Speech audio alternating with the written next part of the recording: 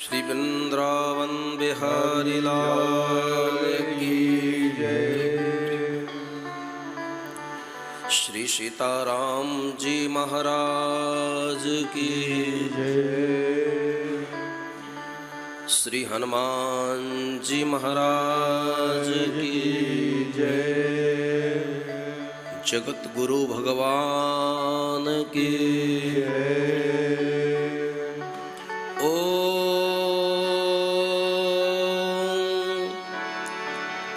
नमः पार्वती पतये हर हर महादेव।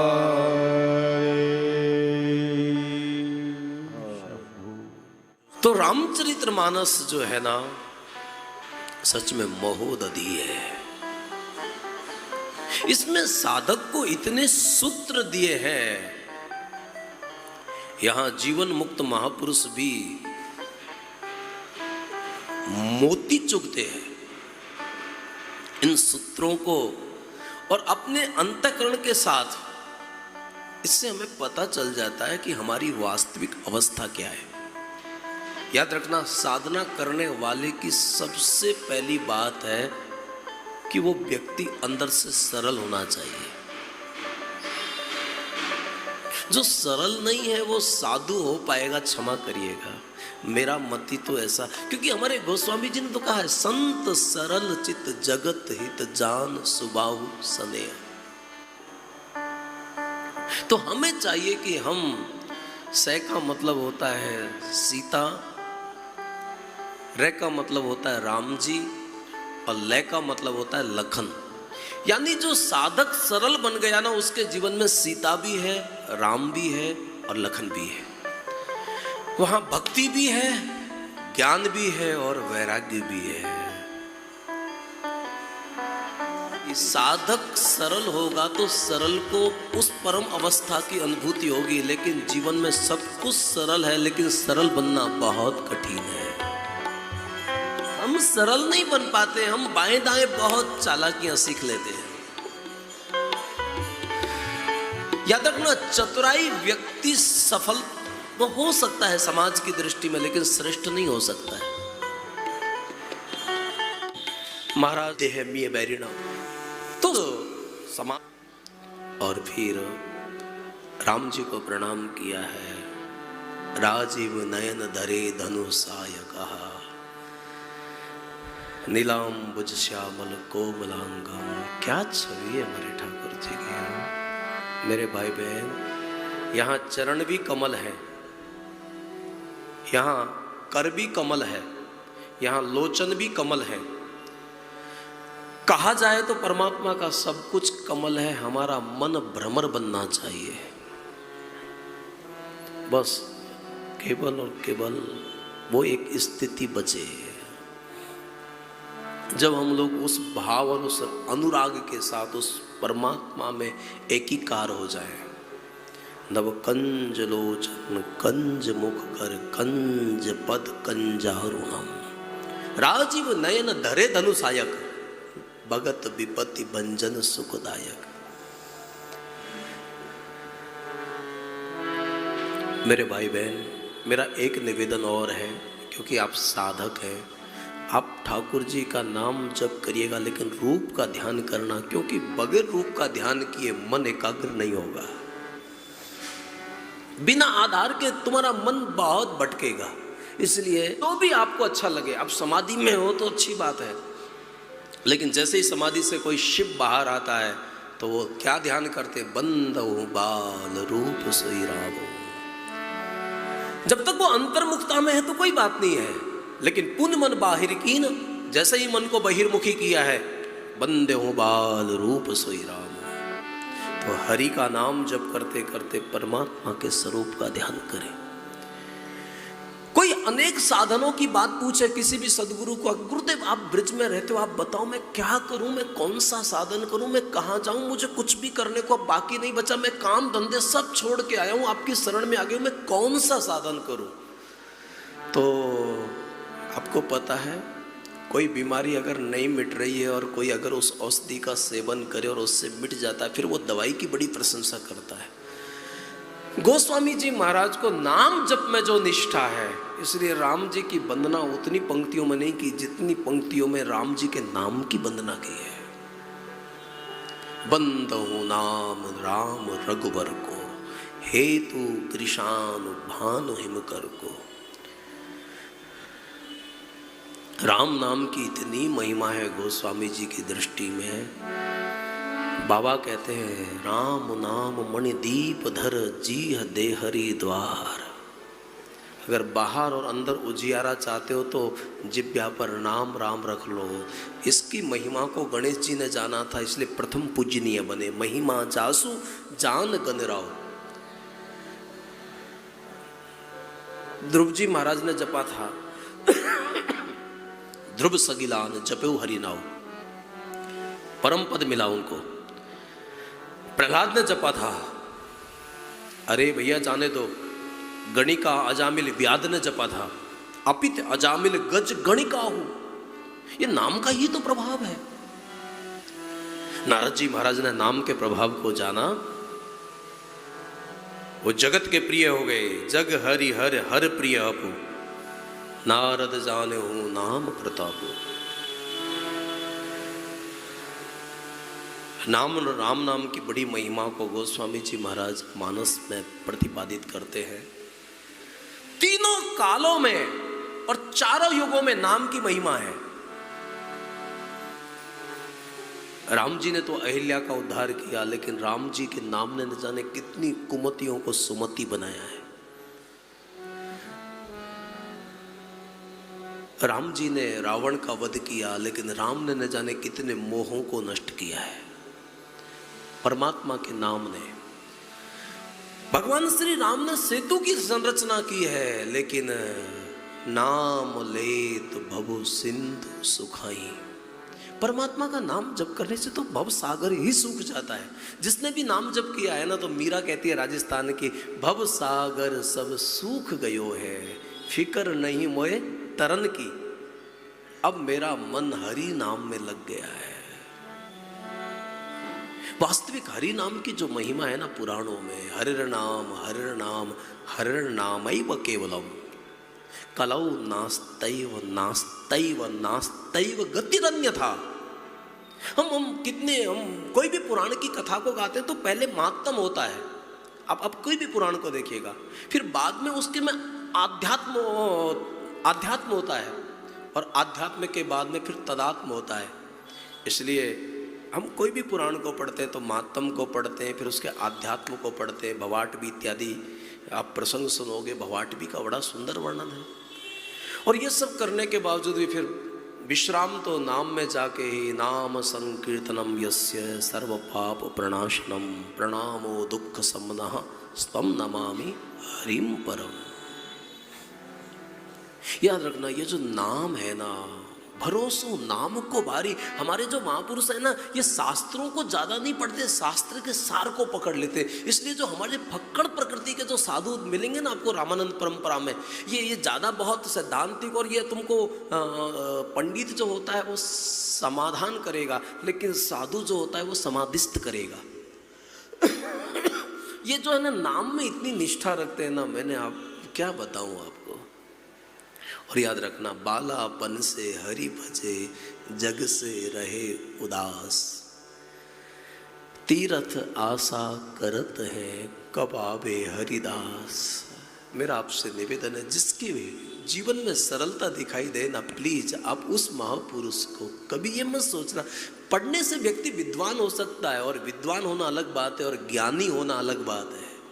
विद्वान तो रावण भी था, विद्वान होना एक बहुत अलग बात है, लेकिन ज्ञानी होना, ज्ञानी के लिए श्रद्धा चाहिए, अंतःकरण की शुद्धता चाहिए, सात्विकता चाहिए। क्योंकि गीता ने कहा है, श्रद्धावान लभते ज्ञानम, श्रद्धावान को ज्ञान होता है। और उसके बाद में फिर वहाँ नाम की खूब महिमा को गोस्वामी जी महाराज गाते हैं और कह देते हैं, मैं कहाँ तक नाम की महिमा को गाऊं। एक सुंदर व्यासपीठ बनाई जाए और उस पर स्वयं राम जी को प्रतिष्ठित किया जाए। राम न साकाई नाम गुण गाई, राम न सकाई राम गुण गाई। राम न सकाई नाम गुण गाई।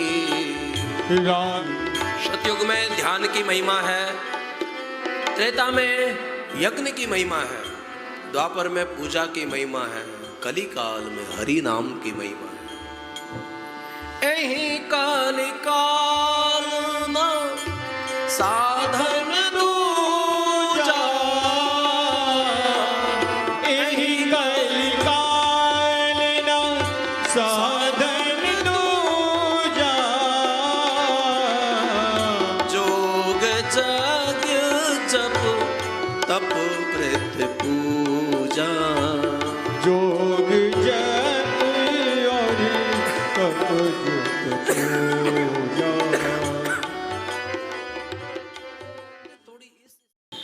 महाराज गोस्वामी जी ने भरत जी को और लखन जी को सूर सुशील नहीं लिखा, क्योंकि गोस्वामी जी की दृष्टि में वही वीर है जो आंतरिक हमारी जो खामियां हैं, हमारी कमजोरियां हैं, उनको जो निवृत्त करे।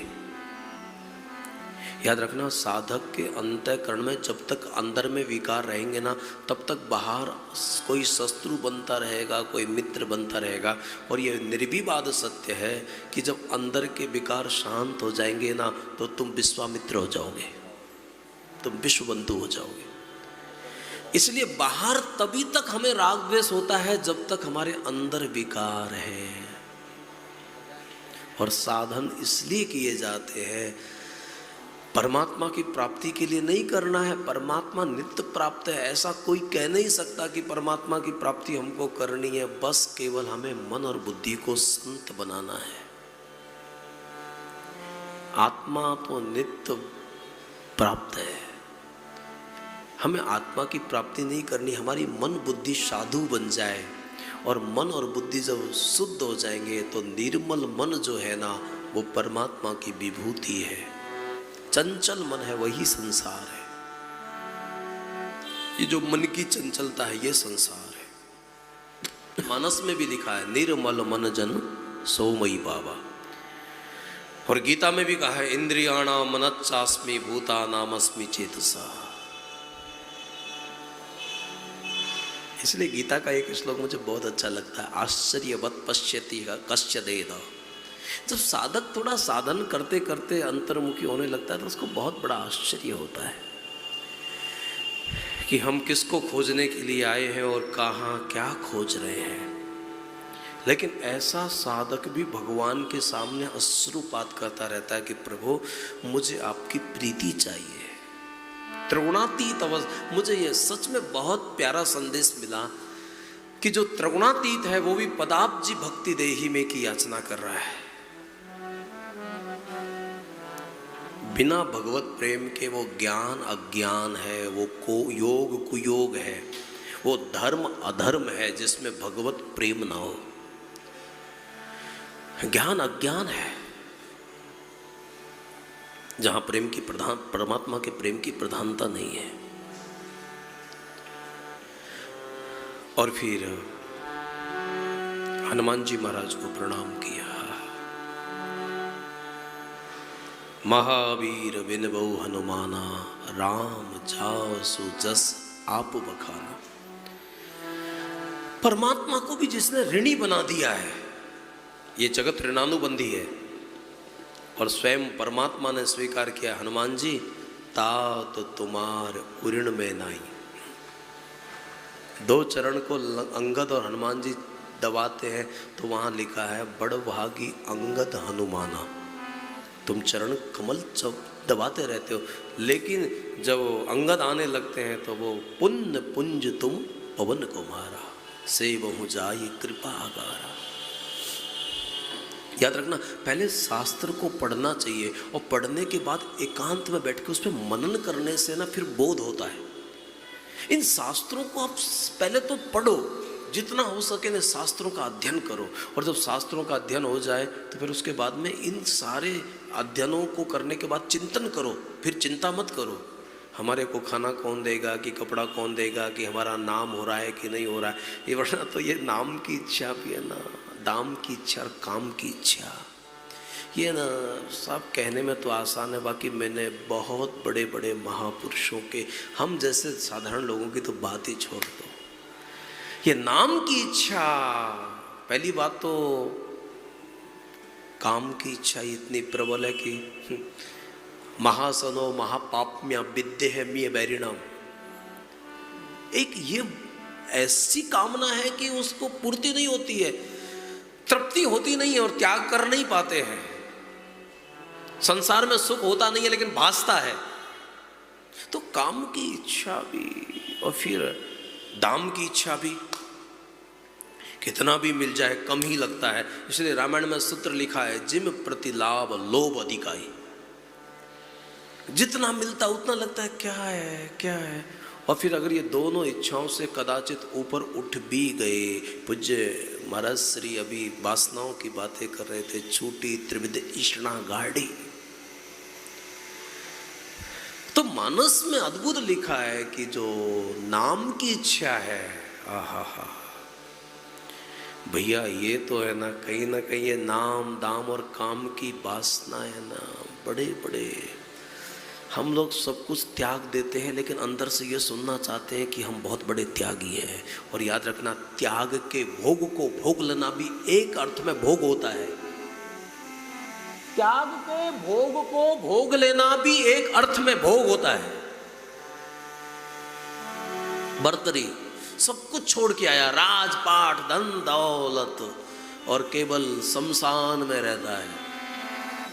और शमशान में आकर वहां से भगवान आशुतोष और पार्वती निकले।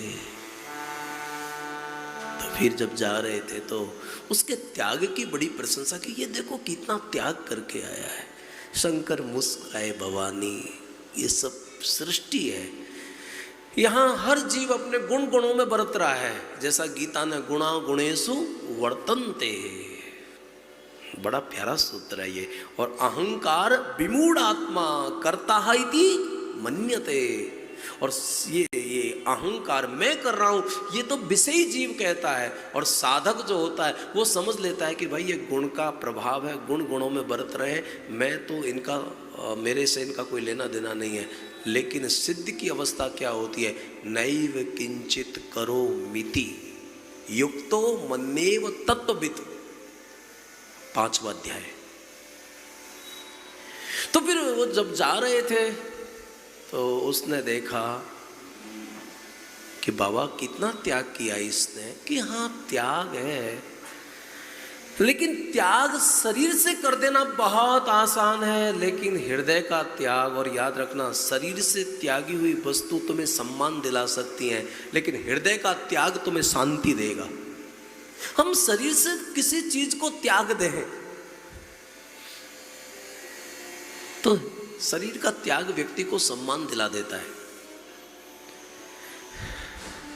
ये तो बड़े अद्भुत है, इन्होंने शादी भी नहीं की, फलाना है ढीका है, ये है, तो ये सम्मान तो बहुत दिला देगा, क्योंकि हमें मिलता है इसलिए पता है। लोगों को आश्चर्य लगता है कि महाराज ऐसे है। शरीर का त्याग व्यक्ति को सम्मान दिलाता है, लेकिन हृदय का त्याग साधक को शांति देता है। त्याग भी शरीर के स्तर का नहीं होना चाहिए, त्याग भी हृदय का होना चाहिए। पार्वती ने जाके जब उसको देखा और कहा कि तुम्हारे पास में ये जो खिचड़ी बनाते हो, हाँ कोई शमशान में मुर्दा आता है तो जला के खिचड़ी पकाता हूँ, वही खाता हूँ।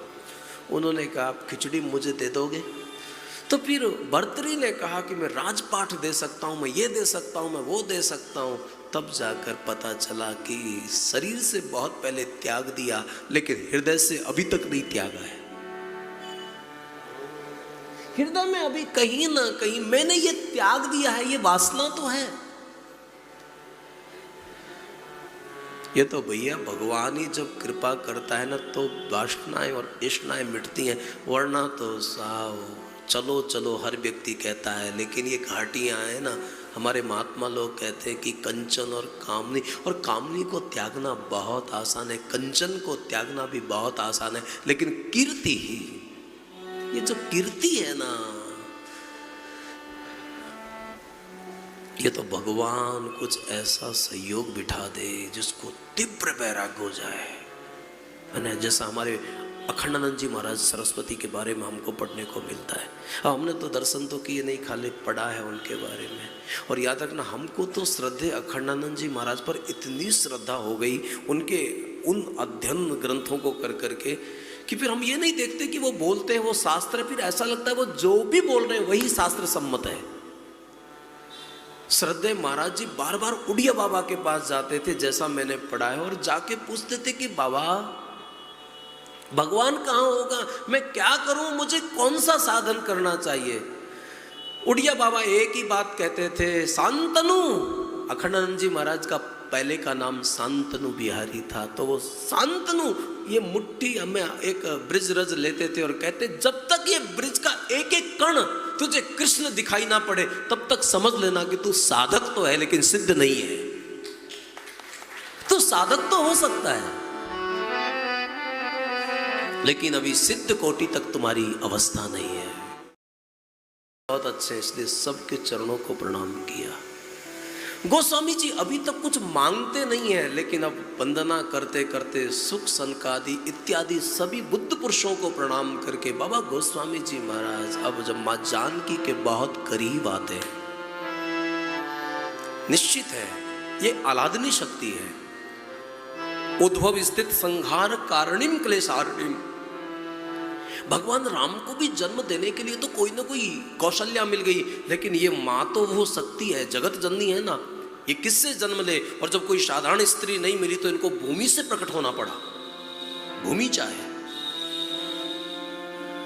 गोस्वामी जी ने जब माँ जानकी को बहुत भाव से देखा, हो गया। जनक सुता जग जननी जानकी अतिशय प्रिय करो नारी जानकी, जनक सुता जग जननी जानकी अतिशय प्रिय करो नारी जानकी। ताके जुग पद कमल मनावहु, जासु कृपा निर्मल मति पावहु। ताके जुग पद कमल मनावहु, जासु कृपा निर्मल मति पावहु। कल पूज्य महाराज श्री बंदे विदेह तनिया पद पुंडरी को, क्या भाव से गा रहे थे। याद रखिएगा, इस दुनिया में संपत्ति कोई भी दे सकता है, लेकिन सुमति केवल परमात्मा प्रदान करता है। ये दर्द भी बहुत अच्छा होता है ना। जब जब खांसी आती है लोग पूछते हैं कि क्यों होता है, तो मैं कहता हूँ केदारनाथ में थे ना इसलिए हो रहा है। तो ये भी हमको भगवान आशुतोष की स्मृति कराता है, क्योंकि वहाँ की हवाएं और फिर वहाँ 9-9 दिन रहना, फिर थोड़ा कुछ प्रमाद भी हुआ होगा स्वास्थ्य के प्रति। और वहाँ 2 सत्र में कथा थी, सुबह भी 3 घंटे न सांझ को भी 3 घंटे। मुझे ना भरत ने एक बात बहुत अच्छी रामायण में की है कि पिताजी मर गए इसका मुझे शोक नहीं है, मुझे लोग क्या कहेंगे इसकी भी परवाह नहीं है, लेकिन मेरे कारण भगवान श्री राम लखन और वैदेही बिना पदत त्राण के विचरण करते न, यही दुख दाह है दही दिन छाती। सच में मुझे बहुत ज़्यादा कष्ट नहीं होता, लेकिन आप लोगों को थोड़ा सुनते सुनते ना, और मेरे से ज़्यादा खांसता मैं हूँ, लेकिन दर्द आपको होता है कि अरे अरे कितनी मालार जी की हालत कितनी बिगड़ी हुई है। प्लीज़ आप चिंता न करो, पहले के बजाय काफ़ी अच्छा है ना। लेकिन सत्कर्म का परिणाम सुमति है और पाप का परिणाम कुमति है। रामायण में ये सब लिखा है, सुमति कुमति सबके उत्पत्ति नाना। तो संपत्ति का मतलब केवल भौतिक पदार्थ ही नहीं, बहुत सारे अर्थों में। रामायण में तो मति की बात भी है, महामति की बात भी है, मंदमति की बात में भी है। रामायण में मंदमति की भी चर्चा आती है, नाम मंथरा मंदमति। तो रामायण एक ऐसा अद्भुत समावेश किया है गोस्वामी जी महाराज ने, उनकी वंदना की है। जो अनन्य भाव से भगवान का भजन करता है उसको क्या मिलता है ये तो हम भी नहीं जानते, लेकिन परमात्मा उसको सुमति देते हैं। और भैया सुखी होने के लिए बहुत कुछ चाहिए, बहुत कुछ चाहिए सुखी होने के लिए, लेकिन आनंदित होने के लिए केवल आपकी सोच अच्छी होनी चाहिए। वरना रावण सोने की लंका में रहने के बावजूद भी कहता है कदा सुखी भवाम्य हम, जटाटवी गलज्वलम। आप जब पढ़ेंगे तो आपको पता चलेगा। वो सोने की लंका में रहने वाला भी कहता है कि मैं कब सुखी होऊंगा। और याद रखना, भगवान शंकर चिता भस्मालेपा स्रगपि नकरोटी परिकरा। शमशान में रहने वाले भी आनंद की बातें, शिवोहम शिवोहम चिदानंद रूपा। तो कहने का मतलब है सुखी होने के लिए बहुत चाहिए, आनंदित होने के लिए केवल सोच का सात्विक होना चाहिए। अगर व्यक्ति के पास कम भी साधन हो ना तो भी व्यक्ति बहुत बड़े आनंद को उपलब्ध हो सकता है, अगर उसकी मति सुमति हो तो। और वरना अगर मति शुद्ध नहीं हो ना तो वो जितना भी सामर्थ्य होगा ना उसका दुरुपयोग बहुत करेगा। कभी कभी हम पैसे को खर्च नहीं करते, हम पैसे को खत्म नहीं करते, पैसा आने वाली पीढ़ी तक को खत्म कर देता है। इसलिए साधन गलत नहीं है, आप इसको समझने की कोशिश करिएगा। और फिर राम जी को प्रणाम किया है, राजीव नयन धरे धनुषाय कहा। राम